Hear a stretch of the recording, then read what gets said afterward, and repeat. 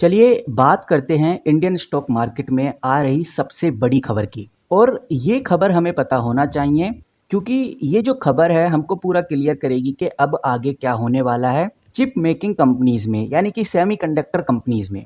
NDTV द्वारा एक most important article public किया गया। ये आर्टिकल 15 अक्टूबर 2025 को पब्लिक किया गया।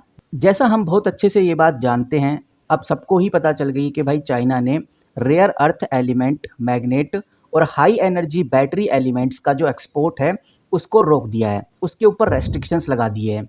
और इन मटेरियल का यूज़ ईवी के अंदर, विंड टरबाइन के अंदर, इलेक्ट्रॉनिक्स के अंदर और डिफेंस और एयर स्पेस के अंदर होता है। और अब चाइना ने क्या काम किया है, चाइना ने जो ये मिनरल्स हैं जिनके ऊपर रेस्ट्रिक्शंस लगाए हैं कि अब हम वो दूसरी कंट्रीज़ को सप्लाई नहीं करेंगे, लेकिन चाइना ने एक बात और कही है कि जो कंट्रीज़ हमसे लाइसेंस लेना चाहती हैं उनको हम लाइसेंस दे देंगे, उसके बाद वो हमारे मिनरल्स को ले सकते हैं, अपनी कंट्रीज़ में इंपोर्ट करा सकते हैं। कहने का मतलब ये है कि भाई कोई भी कंट्री बिना चाइनीज़ परमिशन के अब चीज़ें नहीं ले सकती चाइना से। जो इम्पोर्टेंट मिनरल्स होते हैं उनको नहीं ले सकती, जिन मिनरल्स का, जिन एलिमेंट्स का यूज़ बड़े बड़े फील्ड में किया जाता है, ईवी के अंदर, इलेक्ट्रिक व्हीकल्स के अंदर, विंड टरबाइन के अंदर, इलेक्ट्रॉनिक्स के अंदर, डिफेंस के अंदर, एरोस्पेस के अंदर, सेमीकंडक्टर्स के अंदर, खासकर सेमीकंडक्टर्स के अंदर। अब यहाँ पर जो इंडिया है, यानी जो अपना भारत है, चाइना के एक्सपोर्ट रेस्ट्रिक्शंस की वजह से भारत की जो कंपनीज हैं इनमें 3 बड़े लॉसेस होने वाले हैं। सबसे पहला और सबसे इम्पोर्टेंट जो लॉसेस है वो है रॉ मटेरियल का शॉर्टेज। भारत के पास जो रेयर अर्थ मेटल है वो चाइना से ही आता है। अब ये भारत की कंपनीज को रॉ मटेरियल मिलने में काफ़ी डिले होगा, जिससे जो कंपनीज ईवी में काम कर रही हैं, विंड एनर्जी में काम कर रही हैं, इलेक्ट्रॉनिक्स में काम कर रही हैं या डिफेंस सेक्टर से जो कंपनीज जुड़ी हुई हैं, उनका जो ग्रोथ है वो स्लो हो जाएगा, उनका प्रोडक्शन स्लो हो जाएगा। और प्रोडक्शन स्लो होने से आप जानते हैं कि ऑर्डर डिले होंगे, टाइम से फुलफिल नहीं हो पाएंगे, जिससे जो कंपनी के क्लाइंट्स हैं उनको वो सेटिस्फेक्शन नहीं मिल पाएगा जो वो कंपनी से चाहते हैं। इस वजह से हमें क्वार्टर 3 में थोड़ा बहुत माइनर इम्पैक्ट जरूर देखने को मिलेगा। जैसे अगर हम HAL की बात करें या फिर अगर हम BEL की बात करें, तो HAL और BEL दोनों डिफेंस कंपनी हैं, काफ़ी पॉपुलर कंपनी है। अगर चाइना रॉ मटेरियल की सप्लाई चेन बहुत स्लो कर देता है तो जिस तरह के कंपोनेंट्स ये दोनों कंपनीज बनाती हैं उसका प्रोक्योरमेंट काफ़ी डिले हो जाएगा और इससे इन्वेंट्री कॉस्ट भी बढ़ सकती है। अगर इन्वेंट्री कॉस्ट बढ़ती है तो कंपनी के जो प्रॉफिट मार्जिन है उसको संभालने में कंपनी को मुश्किल आएगी। वहीं टाटा एलसी कंपनी हो गई, इस कंपनी का काम मेनली डिजाइनिंग, R&D और सॉफ्टवेयर इंजीनियरिंग में है। ये कंपनी मेजरली हार्डवेयर्स बनाती है। तो कह सकते हैं कि डायरेक्ट मिनरल शॉर्टेज का असर इस कंपनी पे कम होगा कि भाई चाइना ने अगर रेस्ट्रिक्शंस लगाया तो इस पर बहुत ज़्यादा असर देखने को नहीं मिलेगा, लेकिन ईवी और जो ऑटो क्लाइंट्स हैं इस कंपनी के वो थोड़े स्लो हो जाएंगे, जिससे इनडायरेक्ट इम्पैक्ट तो इस कंपनी पे पड़ेगा। अगली कंपनी काफ़ी जानी मानी, हर लोगों की नज़रों में रहती है, मोस्टचिप टेक्नोलॉजी। ये सेमीकंडक्टर और चिप डिज़ाइन कंपनी है। तो काफ़ी स्ट्रेस में अभी हमें ये कंपनी देखने को मिल सकती है, क्योंकि जैसा हम जानते हैं कि जल्द से जल्द चाइना इस चीज़ के ऊपर कोई पॉजिटिव एक्शन नहीं लेने वाला। अगर लेता भी है तब भी कुछ टाइम के लिए इस कंपनी में हमें एक नेगेटिव हलचल देखने को मिलेगी। फिलहाल अभी के टाइम पे मोस्टचिप टेक्नोलॉजी लगभग 3.26% की तेज़ी में देखने को मिल रही है। वेदांता भी एक ऐसी कंपनी है जो कि आज तेजी में है और वेदांता ने अभी जयप्रकाश एसोसिएशन को भी एक्वायर कर लिया है। उसकी खबर भी मैं ऑलरेडी आपको दे चुका हूँ। फिलहाल अगर भारत सेल्फ रिलायंस बढ़ाता है, यानी कि खुद से इन रॉ मटेरियल को एक्सट्रैक्ट कराता है अपनी ही धरती पे, तो यहाँ पर वेदांता का बड़ा रोल होगा। वेदांता उसमें काफ़ी आगे निकल जाएगा, तो वेदांता को भी कह सकते हैं कि ज़्यादा दिक्कतों का सामना नहीं करना पड़ेगा। अपनी न्यूज़ पे हम वापस आ जाते हैं। चाइना ने ये कदम इसलिए उठाया, ये हर कोई जानता है कि भाई इसके पीछे का रीज़न क्या है। ट्रंप ने चाइना के प्रोडक्ट के ऊपर 100% टैरिफ और जो सॉफ्टवेयर एक्सपोर्ट हैं इनके ऊपर रेस्ट्रिक्शंस लगाने की धमकी दी थी। ट्रंप ने तो बोल दिया था 1 नवंबर से ये काम हम स्टार्ट कर देंगे। चाइना जितने भी प्रोडक्ट अब अमेरिका में भेजता है उसके ऊपर 100% का टैक्स लगेगा और हम जो सॉफ्टवेयर चाइना में एक्सपोर्ट करते हैं, भेजते हैं, उन पे भी हम रेस्ट्रिक्शंस लगा देंगे, ऐसा ट्रंप का कहना है। इसके रिजल्ट में चाइना ने इस तरह का एक्शन लिया है। तो कह सकते हैं कि भाई दोनों ही तरफ से अपने अपने इकोनॉमिक वेपन्स यूज हो रहे हैं। इकोनॉमिक वेपन्स यही है कि भाई चाइना का सबसे बड़ा इकोनॉमिक वेपन वो है। अब चाइना के केस में चाइना ये देखता है कि आज के टाइम पे सबसे ज़्यादा क्या चीज़ें चल रही हैं। ईवी सबसे ज़्यादा चल रहा है, सेमीकंडक्टर सबसे ज़्यादा चल रहा है, रिन्यूएबल एनर्जी सबसे ज़्यादा चल रही है। तो चाइना का इकोनॉमिक वेपन यही बन गया कि वो रॉ मटेरियल के ऊपर रेस्ट्रिक्शंस लगा दे। हालांकि चाइना के पास रेस्ट्रिक्शंस लगाने के लिए बहुत सारी चीज़ें हैं, लेकिन चाइना ने वो देखा जिसका फ्यूचर है आगे। और अमेरिका ने भी अपना इकोनॉमिक वेपन चल दिया है। अमेरिका ने भी बोल दिया कि भाई चाइना से जो भी प्रोडक्ट आएगा उस पे हम 100% का टैरिफ लगा देंगे। और हमारे जो सॉफ्टवेयर्स हैं, जिन सॉफ्टवेयर्स का आप यूज़ करके सेमीकंडक्टर्स बनाते हैं, जिन सॉफ्टवेयर्स का आप यूज़ करके बड़े बड़े प्रोग्राम, बड़े बड़े डिज़ाइंस बनाते हैं, उन सभी सॉफ्टवेयर्स को हम रेस्ट्रिक्ट कर देंगे चाइना में। तो अमेरिका ने अपना इकोनॉमिक वेपन खेल दिया है। इसमें ओवरऑल जो पिस रहा है वो ग्लोबल मार्केट पिस रहा है, और सबसे ज़्यादा जो असर देखने को मिल रहा है वो इंडिया स्टॉक मार्केट में देखने को मिल रहा है, क्योंकि इंडिया अभी रेयर अर्थ मेटल के लिए टोटली चाइना के ऊपर डिपेंड है। और हम कह सकते हैं कि जो 90% रेयर अर्थ मेटल है, चाइना से ही इंडिया इंपोर्ट करता है, जो आप इधर क्लियरली देख सकते हैं। और 2024 और 2025 के बिटवीन में इंडिया ने चाइना से 53,700 टन का रो अर्थ मेटल लिया था, जो कि 90% से भी ज़्यादा है। क्यों चाहिए भारत को ये रेयर अर्थ मैग्नेट मेटल? इसके पीछे का रीज़न आपको पता है। भारत भी EV motor, wind turbine, aerospace और डिफेंस में काफ़ी आगे निकल रहा है। यहाँ पे समझने वाली बात यह है कि अगर चाइना एक्सपोर्ट अप्रूवल और स्लो कर देता है तो इंडिया की जो फैक्ट्रीज़ हैं, जो पुणे में लगी हुई हैं, कोइम्बैट्रो करके एक इंडस्ट्री है, एक हब है, इसके ऊपर डायरेक्ट असर पड़ेगा। और ये केस 1970 के अंदर भी ऐसा हुआ था, जब ऑयल एम्बैर्गो है उन्होंने दुनिया को एनर्जी क्राइसिस में डाला था, उस टाइम की बात कर रहे हैं। और अब फिर से एक मिनरल चॉक होल्ड हम कह सकते हैं जो चाइना के हाथ में है, ये फिर से इस तरह की सिचुएशन क्रिएट कर सकता है। एक बड़ा क्राइसिस हमें देखने को मिल सकता है। नीचे हमें देखने को मिलता है कि भाई चाइना का अब नया कंट्रोल क्या है। चाइना ने एक और बड़ा गेम, एक और इम्पोर्टेंट गेम खेला है अपने आप को मजबूत करने के लिए। चाइना ने सीधा बोल दिया है कि भाई हमारी कंट्री में अगर कोई प्रोडक्ट बन रहा है, हमारी कंट्री में अगर कोई भी चीज़ एक्सट्रैक्ट हो रही है, उसके ऊपर तो हम रेस्ट्रिक्शंस लगा ही रहे हैं।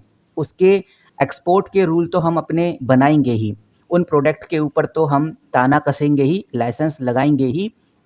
लेकिन अगर फॉरेन कंट्रीज़ में हमारे गुड्स सप्लाई होते हैं और वहाँ कोई प्रोडक्ट बनता है और उन प्रोडक्ट में अगर चाइनीज़ इनपुट लगे हुए हैं, चाइनीज़ सामान लगा हुआ है, चाइना का कुछ भी लगा हुआ है, तो उसके ऊपर भी हम अपने चार्जेस, अपने लाइसेंस और कुछ रेस्ट्रिक्शंस लगाने वाले हैं। कहने का मतलब ये है कि डायरेक्ट कंट्रोल तो चाइना ले ही रहा है, इनडायरेक्ट कंट्रोल भी चाइना के हाथ में आने वाला है। टेक्निकली चाइना ने बोल दिया कि भाई ये बैन नहीं है, ये एक लाइसेंस है। हम किसी भी चीज़ को बैन नहीं कर रहे, लेकिन हम चाहते हैं कि आप लाइसेंस अप्रूव कराएं। यानी कि प्रैक्टिकली हर एक्सपोर्ट के लिए आपको लाइसेंस अप्रूव कराना होगा। चाइना से कुछ भी छोटे से छोटा पार्ट भी अगर बाहर एक्सपोर्ट हो रहा है तो आपको लाइसेंस कराना होगा। ये कहीं ना कहीं चाइना ने सीधा बोल दिया है, ये लाइसेंस बेस्ड जो कंट्रोल हम करने जा रहे हैं, ये हमारे लिए एक इकोनॉमिक वेपन बनेगा आगे चलकर, और आगे चलकर हमें कोई भी कंट्री इस तरह से धमका नहीं पाएगी। चाइना ने अपना इकोनॉमिक वेपन बना लिया है कि भाई लाइसेंस दो सबको, और जब चाहो जब उसका लाइसेंस कैंसिल कर सकते हो, उसको चाइनीज़ प्रोडक्ट बैन करा सकते हो। तो ग्लोबल रिएक्शन भी आ चुका है। ऐसा नहीं कि ग्लोबल रिएक्शन नहीं आया चाइना के इतने बड़े डिसीजन के ऊपर। यूरोप में नेदरलैंड्स ने चाइनीज़ ओन चिप मेकर नेक्सपीरिया को सीज कर लिया है, क्योंकि उन्हें अपना टैग पर कंट्रोल खोने का डर है। मतलब आप ये समझिए कि चाइना ने तो जो रो मिनरल्स है उसको अपने कब्जे में कर लिया है, क्योंकि सबसे ज़्यादा जो रो अर्थ मिनरल्स है वो चाइना के अंदर ही मिलता है, तो वो अपने पास खींच लिया है, उसमें लाइसेंस लगा दिया, उसमें रेस्ट्रिक्शंस लगा दिए हैं। और अब जो यूरोप का नेदरलैंड है, वो अपनी टेक्नोलॉजी, अपना एक्सपीरियंस, अपना अनुभव माइक्रोचिप बनाने का वो अपनी तरफ खींच लिया है। और उनको डर है कि भाई कहीं हम अपना कंट्रोल ना खो दें, अपना टैग जो हमारी टेक्नोलॉजी है उसको ना खो दें। और ये दोनों माइक्रोचिप और मिनरल्स दोनों ही हम कह सकते हैं जियोपॉलिटिकल बैटरफील्ड बन चुके हैं। फिलहाल इन सब चीज़ों के चलते हुए इंडिया क्या कर रहा है वो आपको नीचे देखने को मिलेगा। इंडिया ने कुछ अर्लियर स्टेप्स उठाए हैं। इंडिया ने सबसे पहला जो अर्लियर स्टेप उठाया है वो है नेशनल क्रिटिकल मिनरल स्टॉकपिल, कि जो भारत की गवर्नमेंट सरकार है उसने स्ट्रेटजी बना ली है कि हम 1 साल का रिजर्व अभी से रखना स्टार्ट कर देंगे। किसका? मिनरल्स का। कुछ मेटल्स हैं जैसे नियोडियम, पैरासियोडियम, डाइस्पोरियम, ट्राइबियम, इनको स्टोर कर लिया है, क्योंकि ये जो मेटल्स हैं ये ईवी और विंड टरबाइन के लिए काफ़ी इंपॉर्टेंट होते हैं। तो 1 साल के लिए इंडिया ने इनको रिजर्व कर लिया है। ये फिलहाल अभी इंडिया की प्लानिंग है। दूसरा, इंडिया डोमेस्टिक मैन्युफैक्चरिंग को पुश कर रही है। अब भारत क्या कर सकता है? सोचने वाली बात है। पुश तो करने के लिए बस वो एक चीज़ कर सकता है कि भारत ने सीधा बोल दिया है कि भाई जो भी कंपनी आगे आना चाहती है आगे आए, हम उसको प्रोडक्शन लिंक इंसेंटिव प्रोवाइड कर देंगे, यानी कि हम उसको पीएलआई स्कीम दे देंगे। अगर पीएलआई स्कीम देता है भारत, इसका मतलब साफ है कि आप काम करो, काम का पैसा आप हमसे ले जाओ। तो जो भारत जो कर सकता है वो है प्रोडक्शन लिंक इंसेंटिव प्रोवाइड करना, और जो कंपनीज़ हैं वो कर सकती हैं इस चीज़ के ऊपर काम। तो जो पहला पायलट प्लांट है वो 2026 तक आने की उम्मीद है। अब देखते हैं कि भाई 2026 तक आता है या नहीं आता, लेकिन भारत ने क्लियर कर दिया है कि हम पीएलआई स्कीम के तहत इस चीज़ को आगे बढ़ाएंगे, क्योंकि भारत ऐसा ही कर सकता है। और भारत के हाथ में और कुछ भी नहीं है, जो भी हाथ में होता है इन इंडियन कंपनीज़ के हाथ में होता है, एक इनोवेटर के हाथ में होता है। अब वो किस तरह से इन इन प्रॉब्लम्स का समाधान निकालता है, क्या सॉल्यूशन निकालता है, ये सब उसके हाथ में होता है। भारत सिर्फ पैसे से मदद करता है और इसीलिए भारत ने पीएलआई स्कीम निकाल दी है। इतना ही नहीं, भारत ने तीसरा कदम भी बहुत ही शानदार उठाया है। भारत ने सीधा बोल दिया है कि जो Indian rare earth metal limited है, जिसको आईआरएल भी बोलते हैं, उसको बोल दिया गया है कि भाई अब तुम अपना जो एक्सपोर्ट हो, जो एक्सपोर्ट कराते हो रेयर मेटल का, इसको थोड़ा कम करो और डोमेस्टिक मेटल्स के ऊपर ज़्यादा ध्यान दो और इस पे जितना फोकस हो सके उतना फोकस करो। इतना ही नहीं, कुछ अल्टरनेटिव टेक्नोलॉजी भी भारत ने लेके आ रहा है। कुछ इंडियन ऑटो सप्लायर्स ने बोला है कि हम मैग्नेट फ्री मोटर टेस्ट कर सकते हैं।